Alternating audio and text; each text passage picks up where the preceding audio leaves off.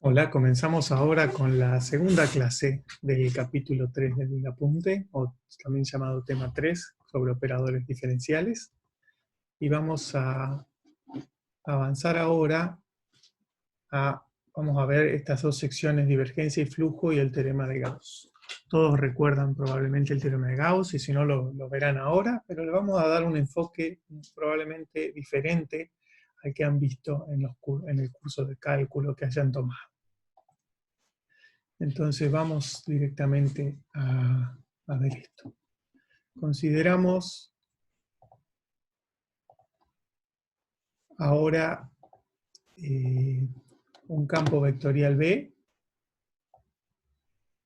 de componentes B1, B2 y B3 y un punto en el espacio al que llamamos P, un punto fijo que está aquí, en donde está este circulito negro oscuro. Y consideramos a partir de ese vértice P el cubo del lado H. P1, P1 más H, P2, P sub 2 más H y P3, P3 más H. O sea que esto que está aquí es un cubo, solo que está dibujado con distintas escalas en los tres ejes. El punto P está fijo y es un cubo del lado H. Llamamos C1 y C2 a las caras, la cara de frente y la cara de atrás, C3 y C4 a las dos caras laterales, y C5 y C6 a las caras de superior e inferior. Con esos nombres vamos ahora a integrar, a calcular el flujo de B saliente de este cubo. Entonces el flujo de B saliente de ese cubo es el flujo, es la integral de la componente normal de B sobre la frontera del cubo que llamamos S y que consta de esas 6 caras que acabo de describir.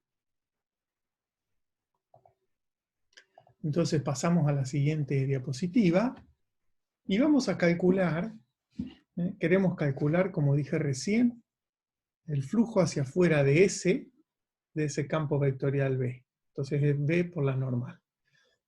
Y es el flujo, es la suma del flujo sobre cada cara C, C1, C2, C3, C4, C5 y C6 multiplicado por la normal. Lo que es importante notar aquí, a ver si lo puedo dibujar, es que el vector normal a la cara C1 es el vector I, y el vector normal a la cara C2 es el vector menos I. El vector normal a la cara C3 será el vector J, y el vector normal a la cara C4 será el vector menos J. Y de la misma manera, el vector normal a la cara C5 es el vector K, y el vector normal a la cara C6 es el menos K. Entonces, todos los cálculos son similares, pero enfoquémonos por ahora en las caras C1 y la cara C1 y C2. A ver si la puedo marcar aquí. En la cara C1, que está aquí adelante, y la C2. Entonces, en C1 dijimos que el vector normal es el E1 o el I, y B por el normal resulta solamente B por I, que es la componente B1. Y en la cara C2, el vector normal es el menos I, por lo tanto B por el normal es menos B1. De esa manera, cuando yo calcule la integral sobre C1 de B por el normal, miremos un poquito. La cara C1, que es esta que está aquí adelante, tiene componentes X1 fija igual a P1 más H. Recordemos que P1 es este vértice, y entonces la primera componente está desde P1 hasta aquí más H. Y las componentes X2 y X3 se mueven, la X2 entre P2 y P sub 2 más H, y la X3 entre P sub 3 y P sub 3 más H. De esa manera, la integral sobre C1 de B por el normal es la integral entre P sub 2 y P sub 2 más H, y P sub 3 y P sub 3 más H, de X3 de X2, de la B1 en P1 más H, X2, X3. De la misma manera, la integral sobre C2 de B por el normal es también una integral entre P sub 2 y P sub 2 más H, y P sub 3 y P sub 3 más H. Por lo tanto, aquí estoy integrando en la misma región. ¿La diferencia cuál es? Bueno, que la coordenada x1, como estoy ahora en C2, que está aquí atrás, la coordenada x1 es P1 en lugar de P1 más H. Y x2 y x3 se mueven en el mismo rectángulo que va desde P sub 2 hasta P sub 2 más H, y P sub 3 hasta P sub 3 más H. ¿Y cuál es la otra diferencia? Que aquí aparece un signo menos. ¿Por qué está este signo menos? Porque la normal era menos i, que por eso aparece ese menos aquí y aquí. Muy bien, limpiamos un poco. Pasamos a la siguiente diapositiva, donde vemos entonces lo que estamos calculando. Cuando yo calculo la integral, permiso, voy a poner un rectángulo, la integral sobre C1, yo tengo que sumar las integrales sobre las 6 caras, pero vamos a integrar sobre C1 y sobre C2. Cuando calculo la integral sobre estas dos caras que estoy representando aquí, lo que estoy haciendo es calcular una integral en las variables x2 y x3, donde el x2 va entre p sub 2 y p sub 2 más h, y el x3 está entre p sub 3 y p sub 3 más h. A ese rectángulo de variables x2 y x3 lo llamo Q1, solamente para escribir menos, como les conté el otro día que los matemáticos somos vagos y hacemos esto para escribir menos. Entonces, la integral sobre las dos caras, C1 unión C sub 2, de B por el normal, es la integral sobre Q1, y dijimos que cuando integrábamos en C1 tenía B1 en P1 más H, X2, X3, y cuando integraba sobre, me está fallando el mouse,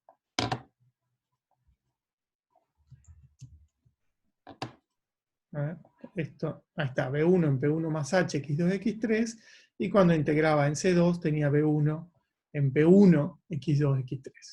Entonces estoy restando. Ahora este H que aparece aquí, momento, todavía no hablé de que lo que está marcado en rojo es lo que estoy integrando. Ahora voy a dividir por el volumen del cubo. El cubo tiene volumen H cubo porque es un volumen es un cubo de lado H. Muy bien. Ese h cubo lo separo en dos partes, un h cuadrado que dejo aquí afuera y un h que pongo aquí dentro.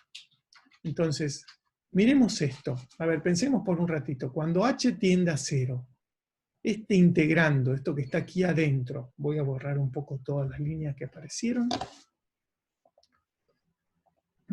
Cuando h tiende a 0, ¿esto a qué va a tender? Bueno, si yo dejo el x2 y el x3 fijo, esto va a tender a la derivada de B1 con respecto a x1 en el punto P1 y x2, x3. Pero cuando h tiende a 0, este cociente entonces va a tender a eso, pero este cubo también se va a encoger.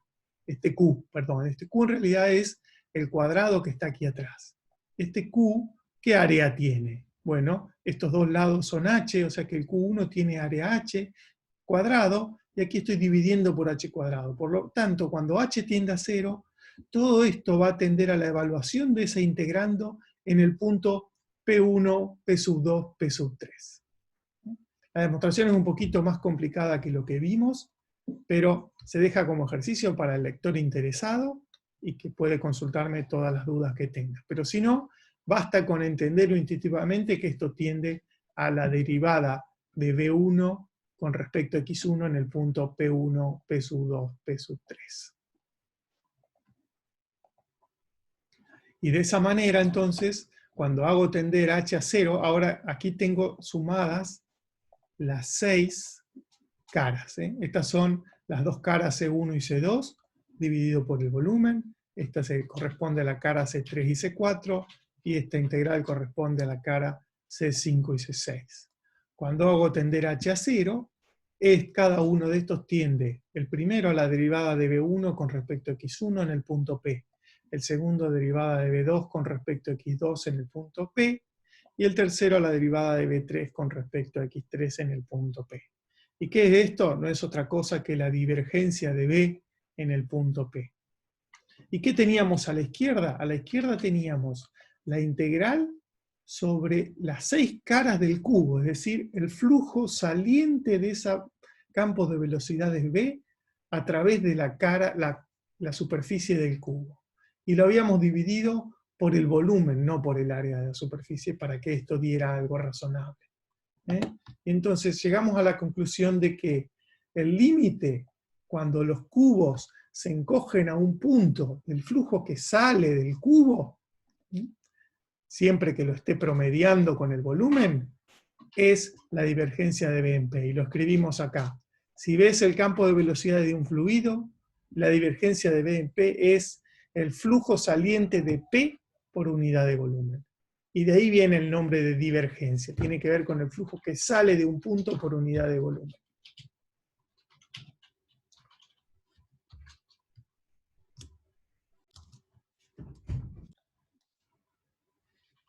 Muy bien.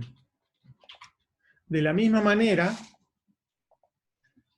o de manera similar, se puede demostrar que el gradiente de phi, que ya sabemos lo que es por la definición, es el límite de integral sobre el borde de regiones de cubitos de phi por el normal. Esto ahora ya es un campo vectorial, integrarlo quiere decir integrar las tres componentes. Integro el phi por el normal, divido por el volumen y tomo h, el lado de los cubos tenderá a 0, y entonces esto tiende al gradiente de phi en el P. Eso es lo que dice aquí. No vamos a hacer la demostración ni la heurística que hicimos del anterior, solamente mencionarlo.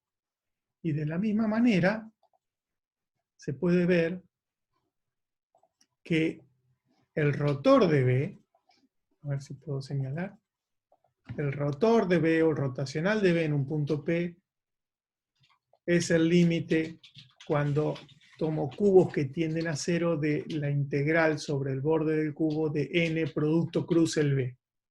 Entonces aquí está lo interesante. Miren esta regla, forma fácil de acordarse esto. Siempre voy a tomar límites de integrales sobre el borde de cubos dividido el volumen de los cubos. Pero cuando tengo el vector normal producto escalar el B, obtengo la divergencia, que es nabla producto escalar B. Cuando tengo el vector normal producto phi, donde n es un vector y phi es un escalar, obtengo el gradiente. Y cuando tengo el normal producto cruz B, obtengo el rotor, que es nabla producto cruz B.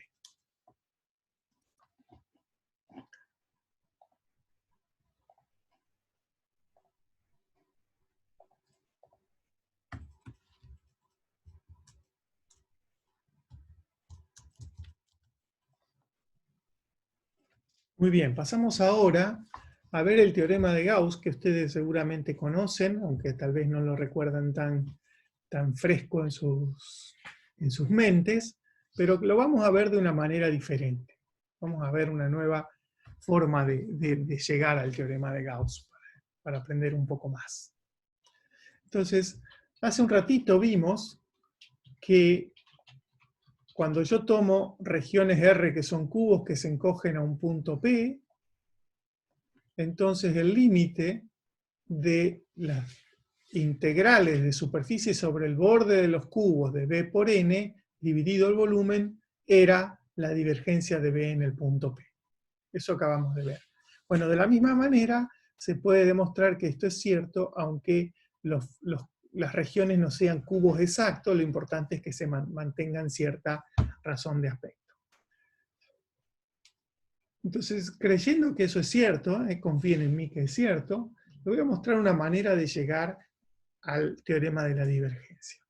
Consideremos que tengo una región omega del espacio, no veo acá la flechita, una región omega, por aquí la región omega del espacio tridimensional, Un momento que estoy haciendo macanas. Está una región omega del espacio tridimensional y la divido, la hago como un cuadriculado y la divido en un montón de regiones pequeñas. Las regiones las hago tan pequeñas de tal manera de que la divergencia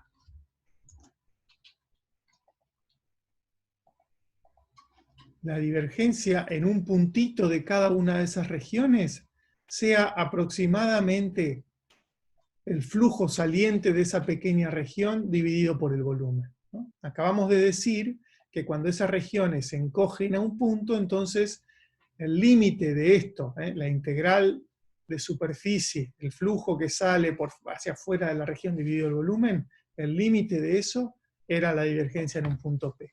Por lo tanto, cuando las regiones son muy pequeñas, estas cantidades son aproximadamente la divergencia de B en el punto hacia el que se encoge. Por lo tanto, la idea es tomar la región omega grande, dividirla en cuadraditos o cubitos chiquitos, de tal manera de que esto sea aproximadamente la divergencia de B en el P.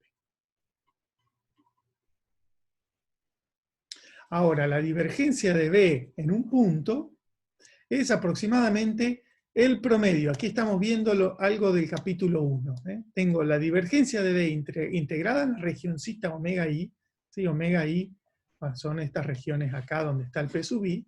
Integro la divergencia y divido por el volumen. Entonces acá lo que estoy haciendo es un promedio de esta función divergencia de B. Entonces elijo los dominios tan pequeños de manera tal de que estas dos aproximaciones sean ciertas, con un error, digamos, menor a una tolerancia a epsilon pequeña.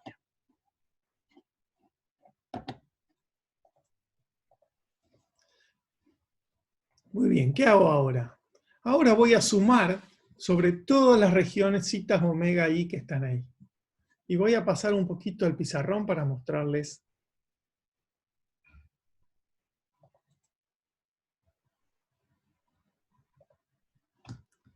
A ver si paso al pizarrón, si me sale. Muy bien.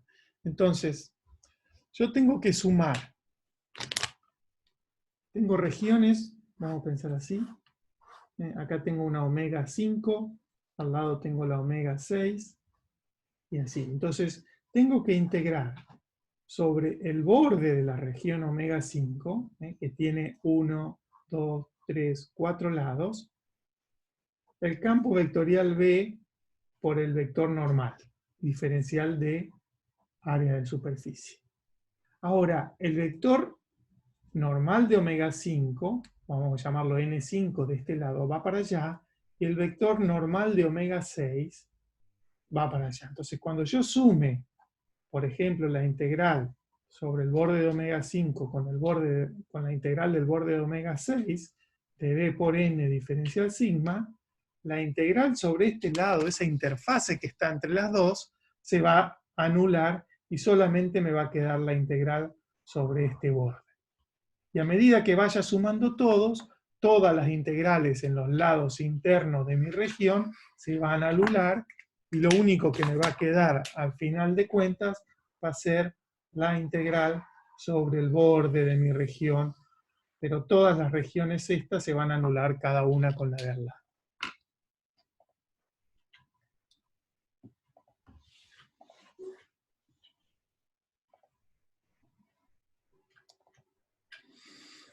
Entonces, cuando yo sume todas estas integrales que tengo aquí, a ver si puedo señalar. Cuando yo sume todas las integrales sobre los bordes de omega i, lo que voy a obtener es la integral sobre el borde de omega. Omega es el dominio grande que contiene a todos los pedacitos pequeños. Y cuando sume las integrales de volumen sobre todos los omega i, lo que obtengo es el volumen, la integral de volumen de la divergencia de B en todo el dominio omega. Y por eso obtengo la integral de volumen en omega. Me olvidé decir que la igualdad de la diapositiva anterior había multiplicado por el volumen de omega i, que estaba dividiendo aquí a la izquierda y aquí, antes de sumar todo. Pero al sumar todo lo que obtuve es la integral sobre el borde de omega de b por el normal, producto escalar, es igual a la integral en el interior de omega de la divergencia de b. Y esto es lo que todos conocemos como el teorema de la divergencia de Gauss.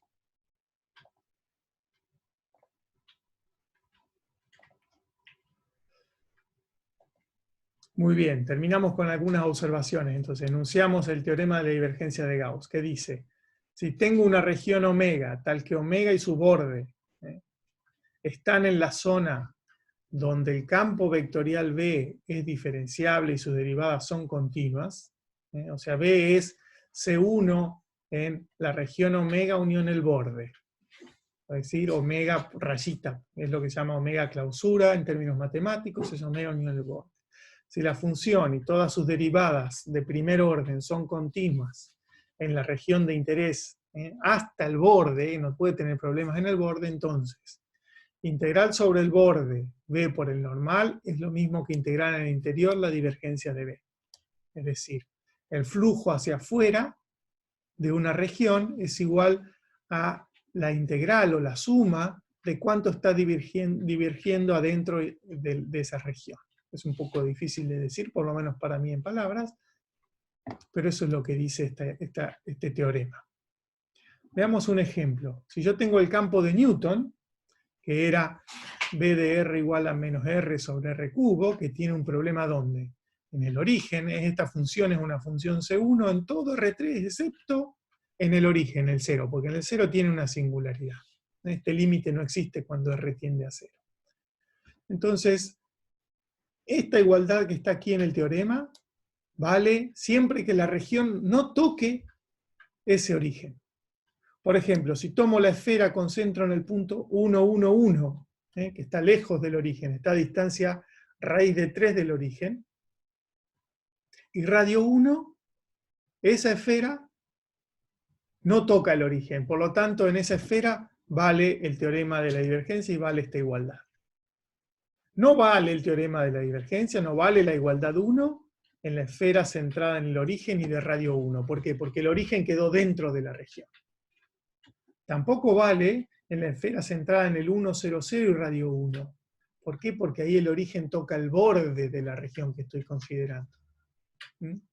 Y sí vale en la esfera huecada, esta que está acá, que son los puntos que están a distancia entre del origen mayor a 1 y menor a 2.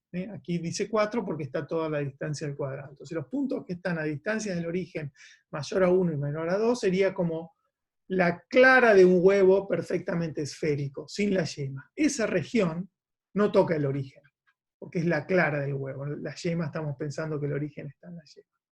Por lo tanto, ahí sí vale el teorema de la divergencia.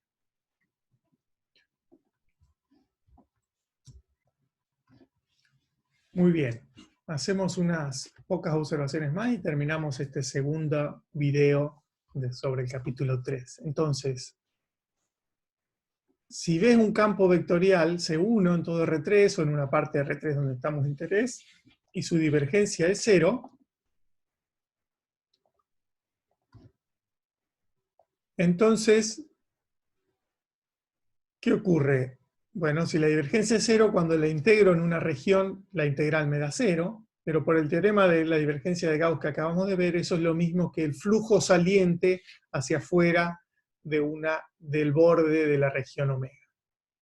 Por lo tanto, si tengo un campo de divergencia 0, para toda superficie cerrada que encierre una región de R3 donde B tiene divergencia 0, se cumple que el flujo total de B saliente o entrante a través del borde de omega es nulo.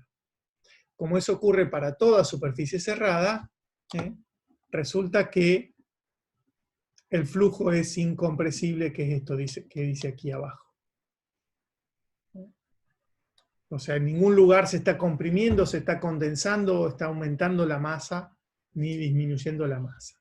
Pero esto no nos dice que la velocidad sea nula, sino que el balance de velocidades es nulo, de tal manera que la divergencia es cero. Hay muchísimos campos con divergencia nula, como vamos a ver un poquito más adelante en el curso. Muy bien. Y con esto terminamos el segundo video de este capítulo 3 de la PUM.